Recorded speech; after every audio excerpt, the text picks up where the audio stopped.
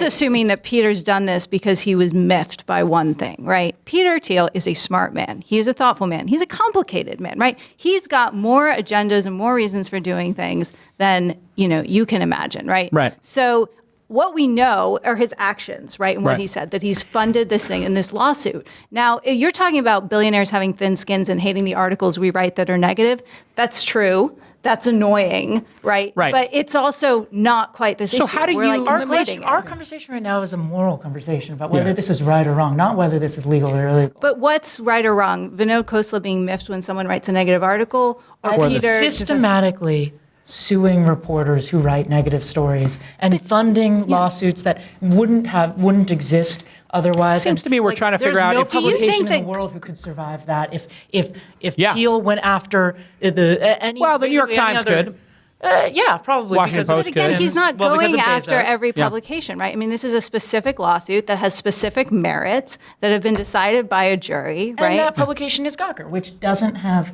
right into the microphone. Everyone in that publication is Gawker, which everyone loves to hate, and which everyone likes to say isn't journalism, which I think is a very, very dangerous line to start to tread. Is one of the issues here that how Gawker behaved in its early years is different than how it behaved in its latter years, and that maybe they evolved a bit as a publication. So you have Gawker 2016 doing, you have some great writers who came out of the Gawker, sort of family. Hundreds of people have obviously written for that collection of publications. So it's sort of like saying, my God, the whole News Corp empire, which includes Wall Street Journal, which also includes, the New York Post, this is a very large media organization, and you could have a lot of great things occurring there, but you could also have lies and really bad stuff going on there. Gawker's a complicated target, isn't it? And it has a very complicated and charismatic and eloquent leader Nick Denton, right? Who I think is incredibly intelligent. I think makes excellent points about certain things.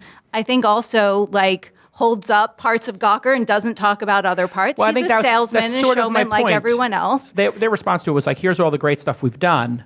Right. But they left off that list. It was just last year, right, that they had to retract that horrendous story, About the CFO of Condé. Which caused the brother of the, I don't remember exact details, but it caused a number of people to leave and I guess I would be able to talk about, would it be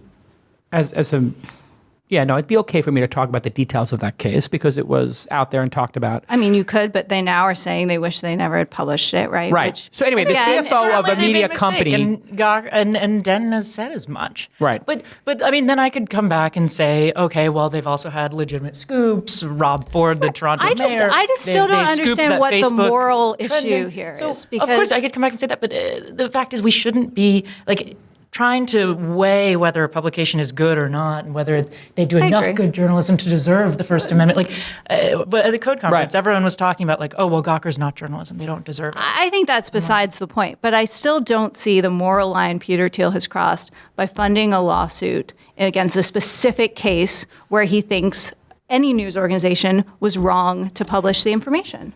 I think by tweaking it so that it specifically, that insurance couldn't kick in, that he knows it's just going to individually hit the journalist, and then by funding multiples against reporters, Nellie. I think that he is trying to scare reporters.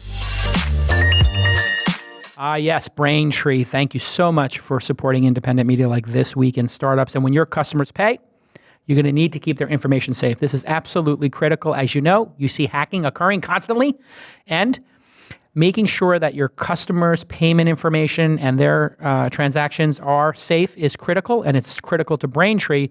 And that starts with being what's called PCI compliant. That means your business follows the security standards that have been well established now. They're a little bit complicated, but Braintree makes it super easy, and you got to protect your customers from cyber threats and your business from security breaches. As you know, we've seen over and over again, companies can lose it all if they're not PCI compliant and they're not on top of their security game. You need to do a complete self-assessment questionnaire. It's called an SAQ to make sure you're compliant, and Braintree is the payment platform that helps you qualify for the shorter, simpler version of SAQ, the self-assessment questionnaire. So even with new security standards, you're going to be PCI compliant. I want you all to visit BraintreePayments.com/twist. BraintreePayments.com/twist. BraintreePayments.com/twist. Go ahead and thank @Braintree on your Twitter, Facebook, Instagram, friend feed, Friendster,